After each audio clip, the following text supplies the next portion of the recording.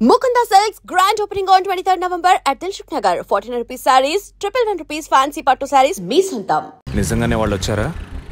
లేక నన్ను రప్పించడానికి నువ్వు వేసిన ప్లానా? నా టెన్షన్ చూస్తే నీకు ఎగతాళిగా ఉందా?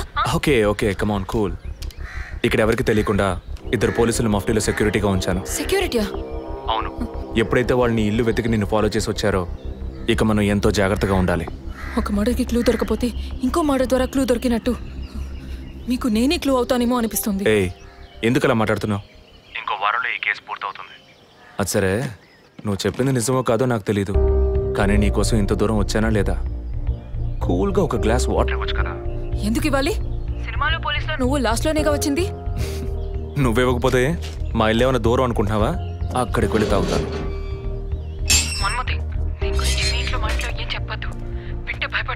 హే, ముఖ్యంగా ఇది నాకు అఫీషియల్.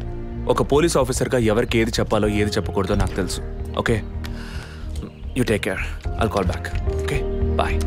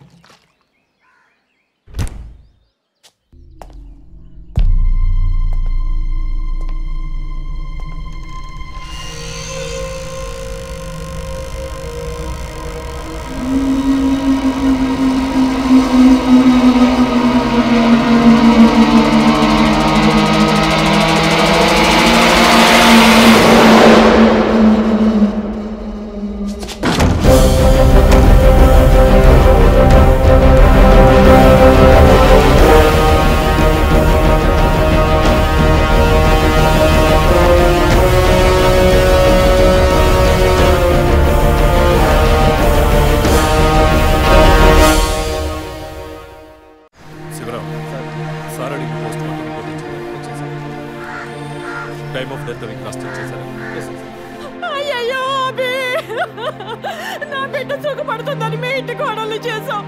ఇలా అర్థంతరంగా వెళ్ళిపోయింది.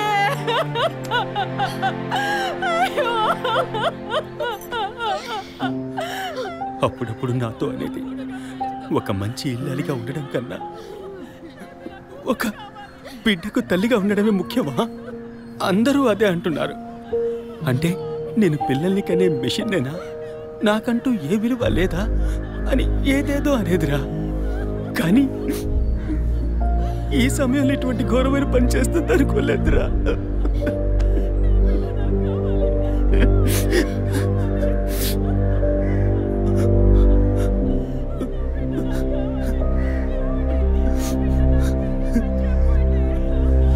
పిఎం రిపోర్ట్ ప్రకారం ఉరేసుకున్నందువల్ల గొంతు భాగంలో తాడు బిగుసుకుపోయి గాయమైంది సార్. ఇంటర్నల్గా శ్వాసనాళాలు బిగుసుకుపోయి ఊపిరాడుండదు సార్. మీరు సందేహపడినట్టు ఎవరు వచ్చిపోయిన ఆనవాళ్ళు ఏవీ లేవు సార్. అమ్మ అన్నగారుల స్టేట్మెంట్ ప్రకారం డబ్బు కానీ నగలు కానీ ఏవి పోలేదు సార్. ప్రస్తుతానికి the mode of death is సూసైడే సార్. బట్ కారణం ఏమిటి అన్నది మాత్రం మీ అన్నయ్య గారిని ఎంక్వైరీ చేయాలి సార్. ఇప్పుడు నిన్నేమడిగావని ఒక వంశాంకురాన్నే కదా అడిగావు. ఆ పరమాత్మ ఇచ్చే సమయంలో ఇలాంటి పని చేసి వెళ్ళిపోయావేంటమ్మా? ఏమీ తెలియనట్టు మాట్లాడకండి. మీరు అడిగినంత డబ్బు ఇస్తామన్నాక అంతలోనే నా బిడ్డని పొట్టను పెట్టుకున్నారే. విసారా రిపోర్ట్స్ వచ్చిన తర్వాత నాకు ఇన్ఫార్మ్ చేయండి. Sure sir. ఈ డబ్బేంటి? ఎవరు అడిగారు? ఎందుకు ఇలా నోటుకొచ్చినట్టు మాట్లాడుతున్నారు? మీరు అడగబడుకుండానే తను వచ్చి 50 లక్షలు అడుగుతుందా? వాళ్ళ నాన్న కూడా ఇస్తామని చెప్పారుగా. మీరు అడగలేదు అనుకోండి, మీ కొడుకు అడగమని చెప్పుంటాడు. 2 రోజులు ఓపిక పట్టలేకపోయారే. ఓపిక పట్టుంటే నా కూతురు నాకు దక్కేది. విన్నావుట్రా మాటలు ఎంత నింద మోపుతున్నారో. మనం ఏం తప్పు చేసామనిరా ఇన్ని మాటలు ఎంత బాధ పెట్టారు.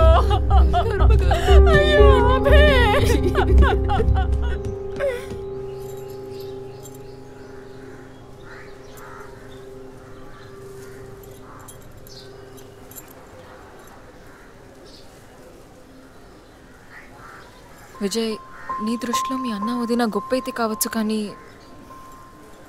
నాకు అలా అనిపించలేదు. ఏమనుకుంటున్నావో క్లియర్గా చెప్పు. మీ ఇంట్లో తీసిన ఫ్యామిలీ గ్రూప్ సెల్ఫీని ఫేస్బుక్లో పెట్టానన్నాను కదా, అది చూసి నా ఫ్రెండ్ రేఖ ఎప్పట్లా నాకు ఫోన్ చేసింది. మీ వదిన ప్రెగ్నెంట్గా ఉందని చెప్పినప్పుడు తను మీ అన్నయ్య గురించి నాతో ఓ మాట అంది. ఏమంది? తను ఒక డాక్టర్. ఓ 6 monthsకి ముందు తను వర్క్ చేసే ఫర్టిలిటీ హాస్పిటల్కి మీ అన్నయ్య మాత్రం ఒంటరిగా వచ్చారట. పరీక్ష చేశాక పిల్లలు పుట్టే అవకాశం మాత్రం 10% కూడా లేదని చెప్పింది. ఏ ట్రీట్మెంట్ వల్ల ప్రయోజనం ఉండదండి. ఈ పరిస్థితిలో మీ వదిన ప్రెగ్నెంట్ ఎలా అయిందని నన్ను అడిగింది. తనన్నది అలా ఉంచు. నువ్వేమనుకుంటున్నావు? ఇందులో అనుకునేది ఏముంది విజయ్? మీ వదిన ఇంతకుముందు తను పనిచేసిన కంపెనీలో పాత కాంటాక్ట్స్ ఏమైనా అదే ఎక్స్ట్రా అఫైర్ ఎవరితైనా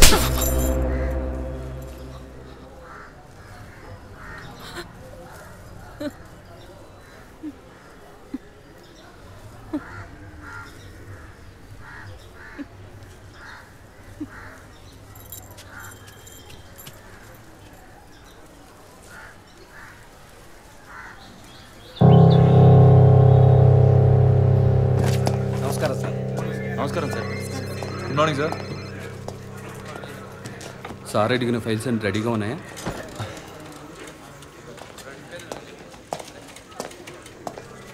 సార్, అభినయ్ గారి సారీ సార్, వదిన గారి విసారా రిపోర్ట్స్ ఇప్పుడే వచ్చాయి.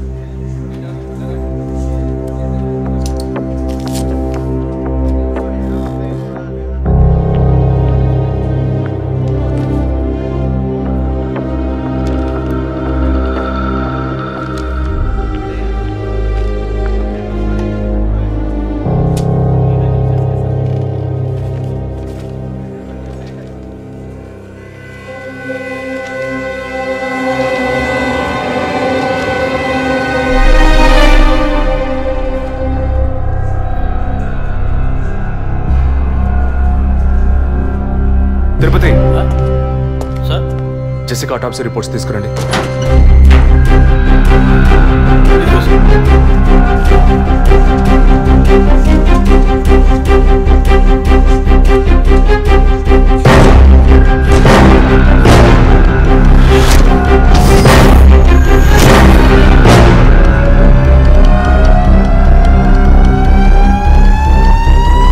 ఈ మెడిసిన్ గర్భంలోని పిండం ఎదుగుదల కోసం, దాని ఆరోగ్యం కోసం, ఇంకా పర్టికులర్ హార్మోన్ ఉత్పత్తి కోసం ఇవ్వబడుతుంది. ఆర్టిఫిషియల్ గర్భధారణ కోసం ఫెర్టిలిటీ డ్రగ్ గా కూడా దీన్ని యూజ్ చేస్తారు. ఆర్టిఫిషియల్ గర్భధారణ అంటే ఈ టెస్ట్ ట్యూబ్ బేబీ వంటిదా? నో, ఖచ్చితంగా అదే అయి ఉంటుందని చెప్పలేము. లైక్ ఐవీఎఫ్, ఐసీఐ అని ఎన్నో ఫ్రోజన్ మెథడ్స్ ఉన్నాయి. ఈ 2 కేసులు ఊహించిన డెత్ అవ్వడం వల్ల ఇక్కడ ఇంకో విషయం కూడా చెప్పాలి. ఏంటి డాక్టర్? మన మంత్రి విద్యాధరరావు గారి కోడలో పద్మావతి సూసైడ్ చేసుకున్న కేసు మీకు గుర్తుంది కదా? అన్నానగర్ వెస్ట్. ఎగ్జాక్ట్లీ. ఆ అమ్మాయి ఒంట్లో కూడా ఇదే మెడిసిన్ ఉన్నట్టు కనుక్కోవడం జరిగింది. పొలిటికల్ స్టేటస్ వల్ల పేపర్లో కూడా పెద్దగా రాలేదు. You would have notice. Yes doctor, but ముగ్గురు చనిపోయారు. దీనిలో ఎక్కడ ప్రాబ్లం ఉందనుకుంటున్నారు? ఎక్కడో తప్పు జరిగింది అనేది కన్ఫర్మ్ అయింది. ఆ మరణించిన వాళ్ళ భర్తలను గనక అడిగితే ఏదైనా క్లూ దొరకచ్చు.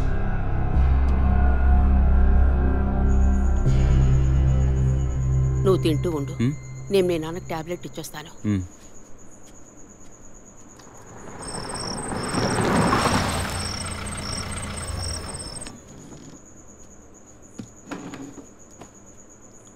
రారా, నువ్వు లేటా? వదిన కేసు విషయం మాట్లాడి రావడం వల్ల కొంచెం లేట్ అయింది.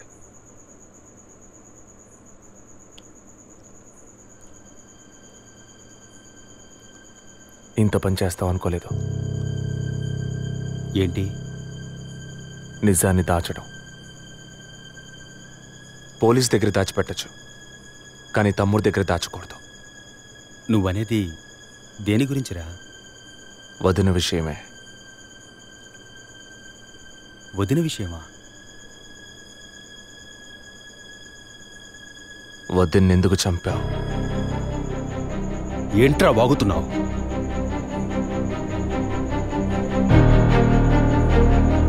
నిజంగా వదిన కడుపులో ఉన్నది నీ బిడ్డేనా?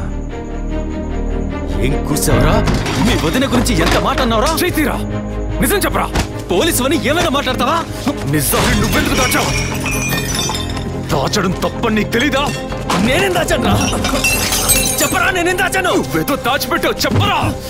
రేయ్, విజయ్, విజయ్, వదలరా, రేయ్. వదలరా. అయ్యో, వదలరా. ఎందుకు ఇలా కొట్టుకుంటున్నారు? వదలరా. వదలరా. ఏమైందిరా మీకు? ఏం పనిరా ఇది? అమ్మా, వదిన విషయంలో వీడేదో దాస్తున్నాడు, చెప్పమను. రేయ్, పిచ్చి పట్టిందా నీకు? నేనేం దాచిపెట్టలేదురా. రేయ్, తను చనిపోయిందని బాధపడాల్సింది పోయి మీరు లేదు, కొట్టుకుంటారేంట్రా? వదిన తనంతట తను చావలేదు, మీరందరూ కలిసే తను చంపారు. ఏమిట్రా నువ్వు అనేది? అవును, మరి నువ్వు వీడికి పెళ్ళైన రోజు నుంచి ఎన్నిసార్లు పిల్లలని వదిన మనసుని బాధ పెట్టావు? ఎన్నిసార్లు నా ఎదురే వదిని గుచ్చి అడిగావు? ఎవరింటికి వచ్చినా వాళ్ళ ముందే ఏదైనా విశేషమా అని అడగడం. ఎవరింటికైనా పోతే ఏం విశేషం లేదు అంటాం. ఎవరో ఒక డాక్టర్ ఏదో ఒక హాస్పిటల్, నీకు కావాల్సిందల్లా ఎలాగైనా వదినకు ఒక బిడ్డ పుట్టాలి, అంతేగా? అదేగా నీకు కావాల్సిందే. ఎన్నిసార్లు వదిన అడుగుంటావు? ఒక్కసారైనా నీ కొడుకుని అడిగావా?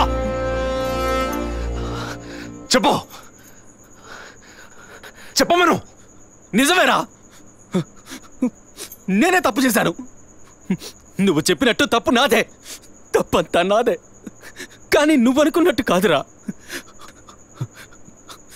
నీకు బాగా తెలుసు ఎన్ని హాస్పిటల్స్, ఎంతమంది డాక్టర్లు, ఎన్ని గుళ్ళ చుట్టూ నేను మీ వదిన తిరిగాం. చివరికి ఒక నమ్మకమైన హాస్పిటల్లో అపాయింట్మెంట్ దొరికింది.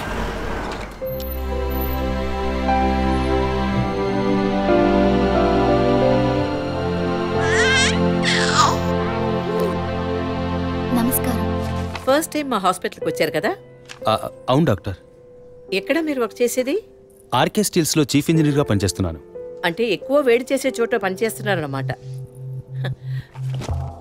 మీ సెక్షువల్ లైఫ్ ఆరోగ్యంగానే ఉంది. పిల్లల విషయంలో మాత్రం మీ స్పర్మ్ కౌంట్, అదే వీర్య కణాల సంఖ్య నార్మల్గా ఉన్నా మొబిలిటీ, స్పీడ్, హెల్దీనెస్ అన్ని వీక్గా ఉన్నాయి. ఇవాళ ఉన్న కపుల్స్లో 150 మందికి ఈ ప్రాబ్లం ఉంది. కారణం వాళ్ళు వర్క్ చేసే చోటు, మెంటల్ స్ట్రెస్, తినే భోజనం అన్నిటి వల్ల. ఇదేం పర్మనెంట్ ప్రాబ్లం కాదు. త్రూ ప్రాపర్ ట్రీట్మెంట్ ఈజీగా మీ వీర్య కణాల క్వాలిటీని అభివృద్ధి పరిచి నార్మల్గా బిడ్డకి జన్మనివ్వచ్చు. ఈ ట్రీట్మెంట్కి ఎన్ని రోజులు పడుతుంది డాక్టర్? కనీసం 1 year పడుతుంది. ఈ ట్రీట్మెంట్ తీసుకుంటే సక్సెస్ అవుతావా? 60% నేను గ్యారంటీ ఇవ్వగలను. మిగతా 40% మీరు నమ్మే ఆ దేవుడి చేతిలో ఉంది. ఒకవేళ ఎక్కువ లేట్ అవుతుందని మీరు ఫీల్ అయితే ఇంకో మెథడ్ ఉంది. ఏం మెథడ్ డాక్టర్? Artificial insemination. అంటే మీరనేది? దట్ మీన్స్ సెక్షువల్ లైఫ్ ద్వారా సాధ్యంగాని విషయాన్ని కృత్రిమ విధానంలో ఇంజెక్షన్ ద్వారా మీ వీర్యకణాలను మీ వైఫ్ అండంలోకి పంపిస్తే చాలు 100% గర్భవతి అయ్యే అవకాశం ఉంది.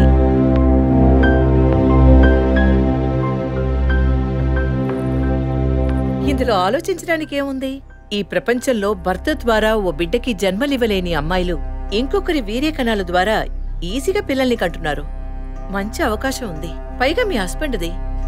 ఆలోచించేదేముంది? తొలి రాగం చెరిపేను ఎదగెదూరం కను పాప దాటి వచ్చే కలైదారం కడుపు తడితే. అభి, నీకు సంతోషమే కదా? ఒక విధంగా నాకు సంతోషమేనండి. అత్తయ్య మావయ్య ఎలా అర్థం చేసుకుంటారో ఏమో. వాళ్ళెందుకు అపార్థం చేసుకుంటారు? వాళ్ళతో నేను మాట్లాడతాను. వద్దండి, ఈ విషయం ఎవరికీ చెప్పొద్దు. అత్తయ్య మావయ్యలు కూడా చెప్పొద్దు. విజయ్కి కూడా తెలియకూడదు, ప్లీజ్. Okay, don't worry. నేనెవ్వరికీ చెప్పను. 2 నెలల ప్రాపర్ ఫాలో అప్ తర్వాత ట్రీట్మెంట్ తీసుకున్నాం. మేము ఇన్నేళ్ళు వెయిట్ చేసినందుకు ఒక అర్థం పరమార్థం దక్కిందనుకున్నాం. అప్పుడు మేమెంత ఆనందించామో నీకు తెలుసు. కానీ నువ్వు చెప్తున్నట్లు అత్తయ్య మావయ్యని 50 లక్షలు నేను అడగలేదు, అంత పెద్ద అమౌంట్ని హాస్పిటల్ వాళ్ళు అడగలేదు. మేడం, ఒకే ఒక selfie madam, please.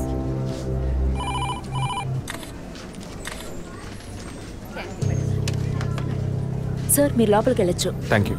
Please be seated.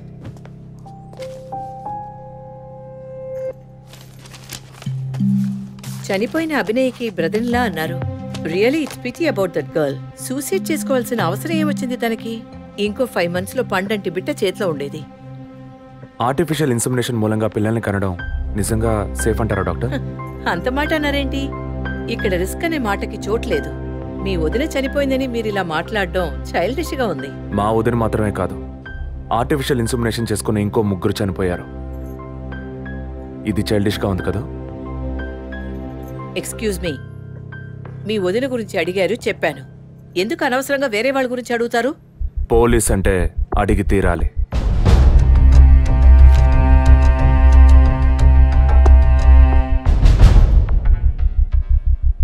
I'm sorry, నేను ఇక్కడ క్యాజువల్గా అడిగిపోదామని వచ్చాను. కానీ మీ మాటలు విన్నాక ఇప్పుడు ఇది ఎంక్వైరీగా మారింది.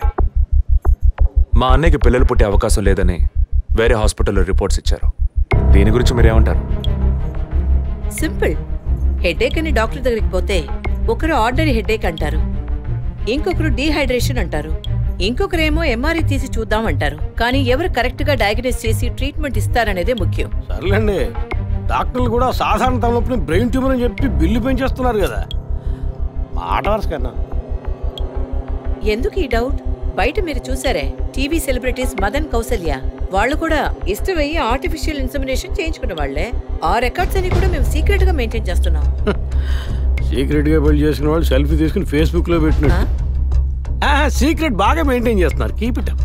ఎనీవే, లీగల్ గా మీ ఫ్రాంచైజీలో ఉన్న ఏ హాస్పిటల్స్ లో ఆర్టిఫిషియల్ గర్భధారణ చేస్తున్నారో, అది మాత్రమే కాకుండా ఎంతమంది క్లయింట్స్ ఇంతవరకు ఈ ట్రీట్మెంట్ తీసుకున్నారో నాకు ఫుల్ డీటెయిల్స్ కావాలి. ఇంకా ముఖ్యంగా మీ హాస్పిటల్ రిపోర్ట్స్. అవి ఇండియన్ మెడికల్ అసోసియేషన్ లో దొరుకుతాయి. But you need legal permission for that. అంత త్వరగా మీకు అందవు. మీ హస్బెండ్ ఈ హాస్పిటల్లో డీన్ మాత్రమే కాదు, మీరన్న అదే ఐఎంఏలో one of the board member కూడా. సో మీకు వీలవుతుంది. Manual and all the system reports ఒక్కటి కూడా మిస్ అవ్వకూడదు. షూర్, 2 days లో వచ్చి తీసుకోండి. సారీ మ్యామ్, ఇంకో 2 hours లో కావాలి. ఓకే, నేను డిపార్ట్మెంట్కి ఇన్స్ట్రక్షన్స్ ఇస్తాను. If you don't mind, can you make it now?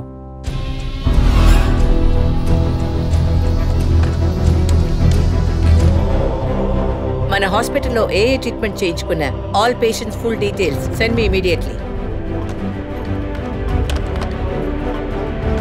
Thank you doctor. ఫర్దర్గా ఎప్పుడు ఏ డీటెయిల్స్ కావాల్సి వచ్చినా మిమ్మల్ని కాంటాక్ట్ చేస్తాను. షూర్.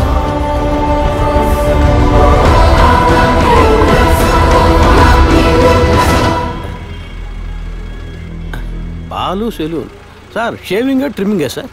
నేనటి న్యూస్ పేపర్ ఉంటే వెళ్ళి తీసుకురండి. అలాగే సార్. ఇదిగో సార్.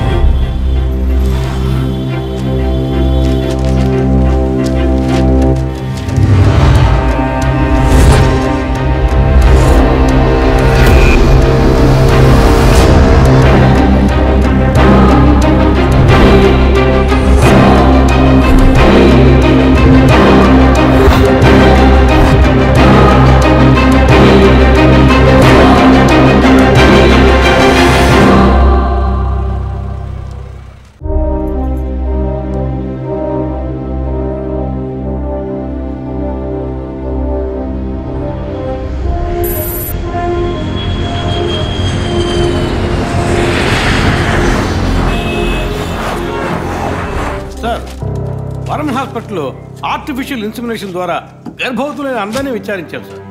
అందులో జెసికా, మీ వదిన అభినయ, పద్మ ఇలాంటి 6 మాత్రం గర్భవతులయ్యాక ప్రాణంతో లేరు సార్. ఈ 6 నేచురల్ డెత్ కాదు సార్. ఏ కారణం వల్ల చనిపోయారో వాళ్ళ ఫ్యామిలీస్ కూడా తెలియదు సార్. తప్పు ఎక్కడుందో ఎలా జరిగిందో కనుక్కోలేకపోతున్నాం సార్. హాస్పిటల్లోమా లేక కోఇన్సిడెన్సా? ఒకవేళ